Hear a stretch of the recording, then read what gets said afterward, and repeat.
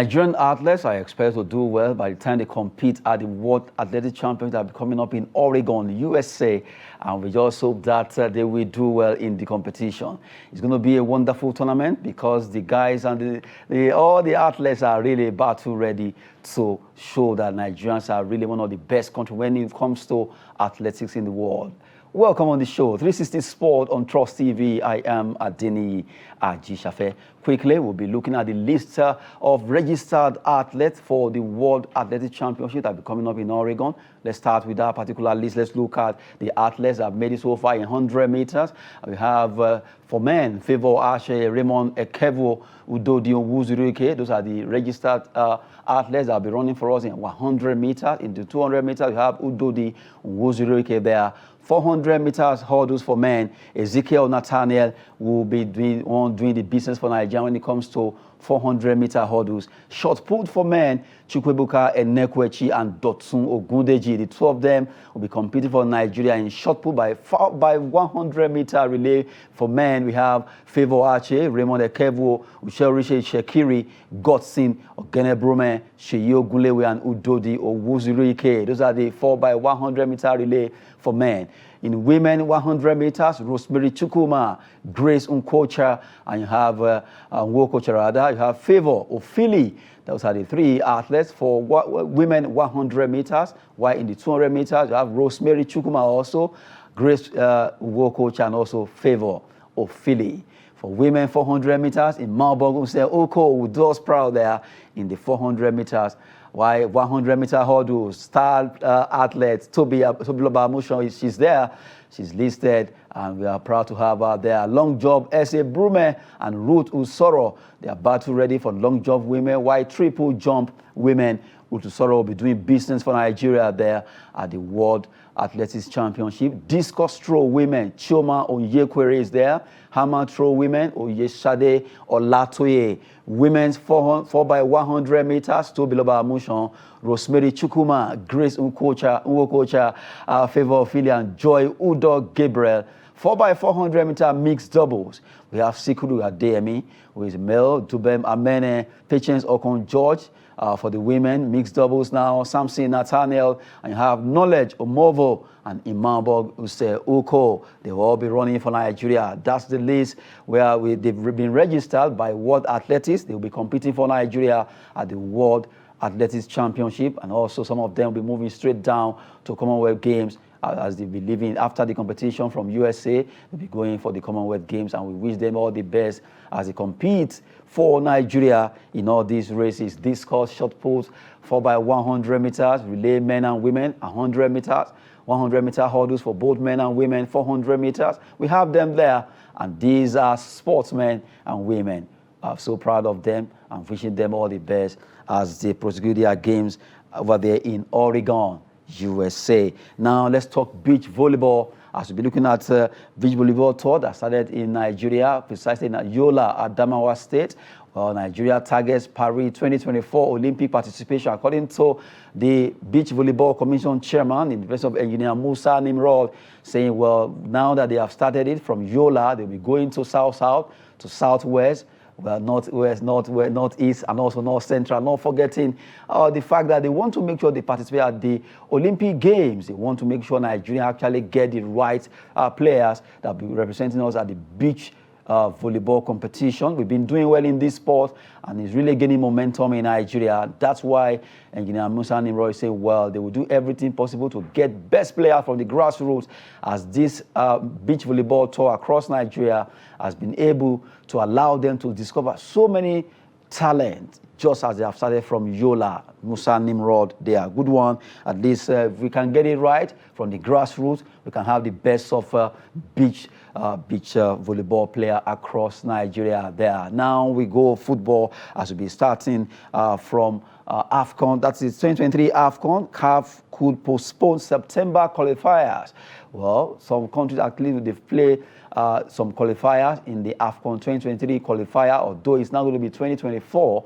But CAF says they could postpone. It's possible that they could postpone it because they are considering all the countries that will be participating at the World Cup. World Cup will be coming up in November, December, and they want most of them to at least they'll be able to participate by getting themselves acquainted with themselves and also be able to prepare well. The 5 countries representing Africa at the World Cup, CAF are also looking at putting them into consideration by not allowing them to play too much, so they just have to give that particular space. So that qualifier could be postponed according to Confederation of African Football to allow the 5 nations that are representing this continent at the World Cup to have the best time to prepare ahead of the Mondial there. Joining me to talk sport this hour is Chidubem Ukaibu. Good to have you, Chidubem. Good evening. Good evening. Okay, now as we talk about this particular story, this topic has to do with CAF trying to postpone the September qualifier because of those 5 countries from Africa that will be going for the World Cup in November, December, to at least allow them to be able to plan well and play, have enough time to prepare. Because if they are to participate also in the AFCON qualifiers, that may actually affect them one way or the other. Yeah, I think it makes sense because when you check this, it's been a crazy year football-wise because you have a whole lot of competitions coming in at the same time with the coronavirus. It has altered the football calendar, and you can see like the World Cup is not supposed to be played by November, December. It's supposed to be somewhere June, July, but because of the delays and the weather also. Yes, so they moved the World Cup to November, December. So to accommodate all this, and you know, these are human beings. They are not machines. So you can't just run them like that. You need to give them time for break and when it's convenient, so you get the best out of them. If not, you have a lot of them breaking down. I think it's a nice one. It's a nice one, right? Because a lot of people are like, why would they? But CAF actually stated it out that, okay, most of these 5 countries, they will be preparing for the World Cup that will be coming up in November, and the qualifier will be in September. Although it's still under consideration, but it's possible that might be approved from CAF. Now we're looking at that particular story. Let's just enjoy some football from Nigeria. Nasarawa United versus Kano Pillars. It favored Nasarawa because they pipped them 1-0. They pipped Kano Pillars, and that has not actually spoken well now with Kano Pillars. Really, a lot of issues there concerning that team. But let's enjoy this particular game from the NPFL.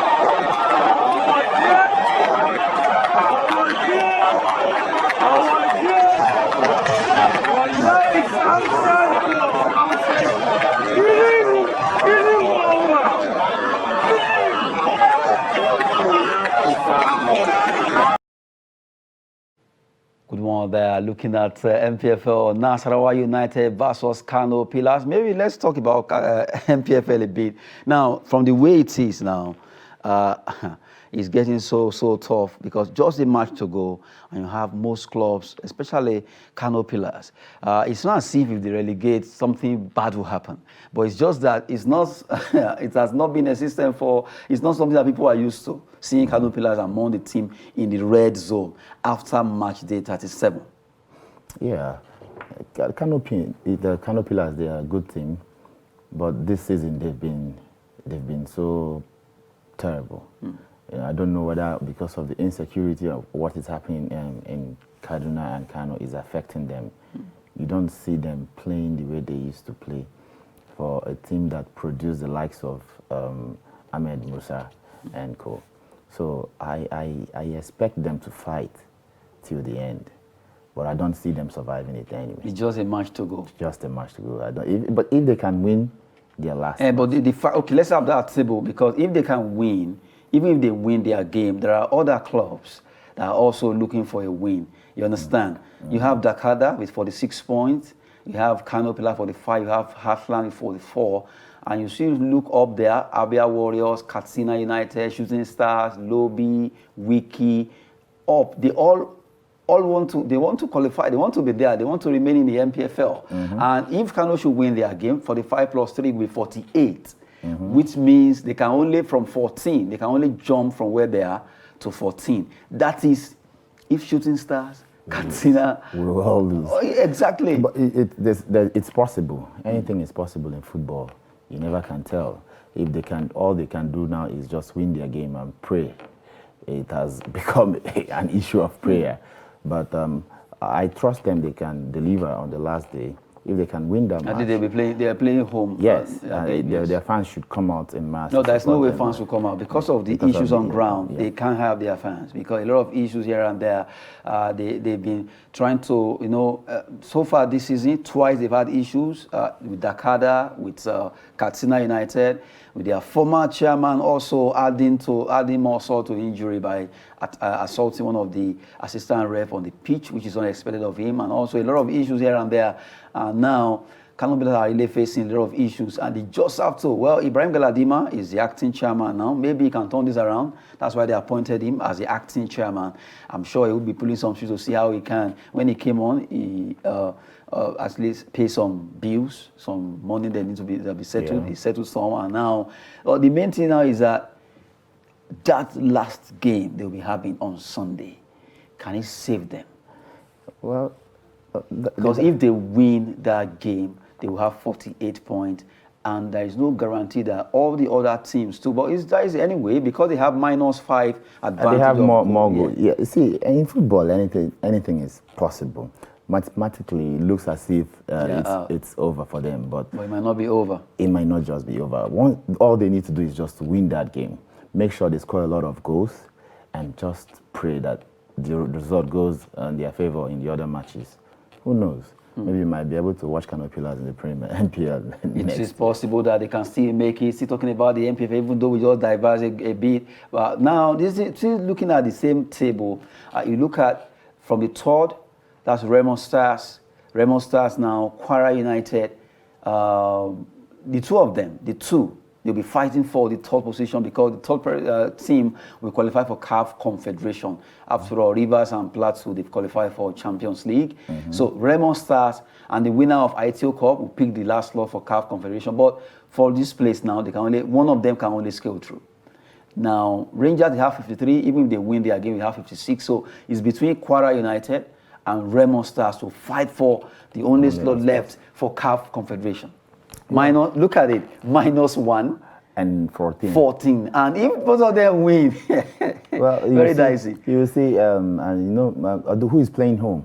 And that will be the talk now. It will be a Remo Stars actually they play away and they were able to win, so they will be playing home next. And okay, if they are playing home, then I can bank on them to at least get a draw. But I noticed something recently that at times home doesn't even save you because they went away to win. We saw two or three home away win, and so being home at least might not just stable. It's 1 in a million. Most times, people playing home, they play with more advantage because you have the backings of your fans, and you play with more confidence because you're playing on your home ground. You know the pitch so well. Exactly, and you know the structures of Nigerian pitches. Anybody knows the size of where you need to hit the ball hard and where you need to hit it slow. So I think they stand the advantage to Stars, because they are playing home. So they could actually line up for a draw, and a draw does it for them. Remo Stars, Kwara United will have to fight hard to see who stays there in the CAF Confederation third position fight between the two teams. Remo Stars, well, really, they've tried this season among the at least best teams so far, even though they are just coming to the MPFL to at least show some flashes. And really, they've been able to be consistently stay among the top 3 for a very long time. In fact, they topped the table for a very long time before they were dislodged, and now they are still standing third and still dragging with Kwara United to see who they're playing for Nigeria in the CAF Confederation. Now let's digress a bit. Let's talk about some transfer stories where Juventus and Roma, they want Arsenal midfielder Lucas Torreira. Torreira has been a player that Juventus and especially Roma, they've not been hiding their feelings concerning that player. Jose Mourinho wants him. Juventus wants him. Allegri is also knocking at the door. The two giants are fighting for Lucas Torreira. Who's going to have him? Well, I think Juventus. I think Juventus can nick that one in because. Why? If you look at the Italian structure, Juventus, they've never missed a player they want. They have, I don't know, they have a way of actually convincing players to actually make decisions in their favor. Juventus will have, that's where he will get Champions League football easily. But at times, when you look at this player trying to move, they consider so many things. They could be looking at, okay, Roma too, at least they did well. They were able to win the Europa Conference League and automatically they qualify for the Europa Cup. So it might not, at times, it might, Jose Mourinho and Torreira may have a very good rapport compared to, Juventus are coming Champions League, because it has always been Roma who have been showing interest, but before Juventus actually show interest now. Well, maybe the player wants to work with Jose Mourinho. That would be another factor, but I think Juventus will get him. That's because of the factor of Champions League. Yes. Well, maybe possible. Well, let's see. Maybe Torreira will be moving to join the old lady, as they call them. And it could be the sleeping giant talking about AS Roma that could actually get him to sign for them. And he will move to the city of Rome. See, talking about champion transfer stories now. A club that has been in the market, but they have not been able to buy the players they want. Erik Ten Hag, Manchester United are saying, well, they are insisting that Cristiano Ronaldo is not for sale, even though news have been having it that Chelsea, PSG, Club Napoli, they are interested because the man wants away from Old Trafford. But the manager, Erik Ten Hag, is saying, no, we don't want to sell Ronaldo. Well, no team would like to sell Ronaldo. What he brings to the team, whenever he's in a club, he's this leader that every club wants to have. So I don't see any manager wanting him to go. And he's not the controversial kind of player. He's a true leader. So I look forward to seeing him play next season for Man United. I don't see him leaving. About the issue of this Champions League, because Ronaldo really wants to be in a team that plays Champions League. Yeah, if he wants to push it, it's left for him. But I don't think the club wants to let him go. But at times, when you hold players against their will, at times it spells doom for both the club and the player. We can make a Tottenham player, that's Harry Kane. Harry Kane immediately wanted to move to Manchester City, then that didn't work out. Manchester United thereabout, he lost focus before he got the act back. Remember, he's their legend. So this is where he needs to prove his loyalty. If me seeing Ronaldo wear a Chelsea jersey, it will break my heart. Even as a Liverpool fan, just like when we let Torres go to Chelsea. This is not just an ordinary player for Man United. This is one of their greatest players of all time. And I think that was a deciding factor for him to leave Man City and sign for United during the transfer. Man City nearly had him. So for him to leave Man City and sign for Man, that's the kind of loyalty that we want to see. Then for it to go sour now, for you to now go to one of your fiercest rivals, he won't sit well with some of them. They will boo him like for the rest of the season. But he's a professional player who knows that, yes, he'll be expecting that booing. I still recall when Luis Figo, he played for both Real Madrid and Barcelona. And the same thing, Ronaldo de Lima did the same thing. Even Etofil, but even though Etofil is a bit, it might not be too pronounced, but for those two players, they were able to withstand all the firecracks thrown at them. It will be a true test for him. That Chelsea shirt has a way of, it's too heavy for forwards, especially when you're crossing from the other side. Look at the likes of Lukaku, look at Torres, look at Lukaku's case, I think that's to do with because of his issue with Thomas Tuchel. Even when he plays, whenever you make that kind of move from one team and you're going against your team and you come to Chelsea, look at Shevchenko. Plenty of them. The list is endless. They have this I don't know what doesn't work for number 9s. And I don't want to see Ronaldo struggling. Maybe he won't wear number 9. Maybe whatever he wears, but he'll be playing up front. He won't wear see Ronaldo scoring 3 goals a season. No, it won't happen. 3 goals a season. Yes, because when you're crossing from Man U to, this is a different tradition. Like, it's very different for him. And now you don't have the backing of the fans. You see, people will be booing you. But I trust Ronaldo. He's a true professional. Ronaldo will score goals if he moves to Chelsea. Let's be sincere. But he will score. I see something not working well for him. Maybe because one, it's something that we don't believe could happen. Nobody will expect Ronaldo to be like, I want to go. And then for Chelsea to come for him, it's just like now, the way we are, the next thing you are hearing that Real Madrid are bidding for Messi. You'll be like, is it possible? You understand? Yeah. Or you're hearing that, oh, Man United want Messi. It's not as if it cannot happen, but because no one has ever imagined that in England, a club like Chelsea or Ronaldo want to leave Man United, and then Chelsea will be like, okay, let's see if we can buy him or not. It's heartbreaking. I remember selling Sterling to Manchester City. From Liverpool. Yes, from Liverpool. I think I've not forgiven him up to date. One of the most painful transfers of all time. I didn't even feel that Torres is on very well. But Sterling, leaving Liverpool, with all we gave him, we'll try to build. Well, he gave you guys too. What did he give us? He didn't give us anything. He just stole. They just gave him a key. He just stole everything and ran away. Because we were hoping that boy would have played. Okay, look at where he is now. At 27, they are trying to sell him off.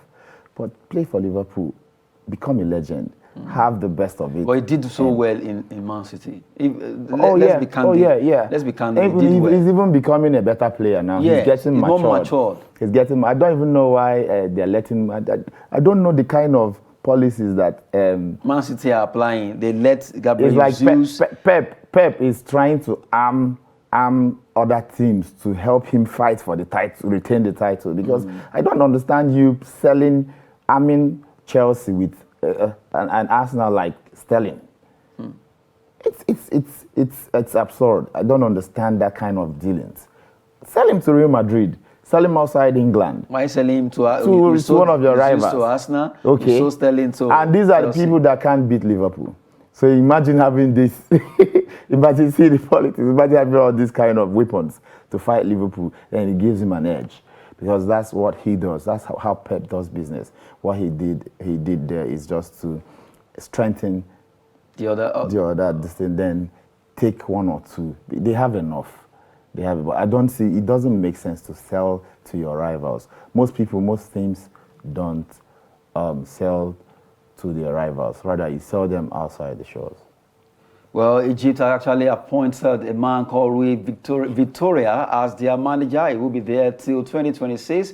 A good one for Egypt after what happened to them at the qualifier World Cup and also at the AFCON. Well, Rui Victoria will be the manager there and he will be running the affairs of that nation in football till 2026. Congrats to Egypt and congrats to Rui Victoria. Let's see what he can offer if he can get them another stylish football of achieving greater heights when it comes to Africa and also at the FIFA World Cup. Well, but it's late now. They are out, and let's see what this new man can put in for Egypt. That will be it on 360 Sports on Trust TV. Chidubem Okaibu, good to have you. Thank you. I am Adeni Ajishafe. Thanks for watching.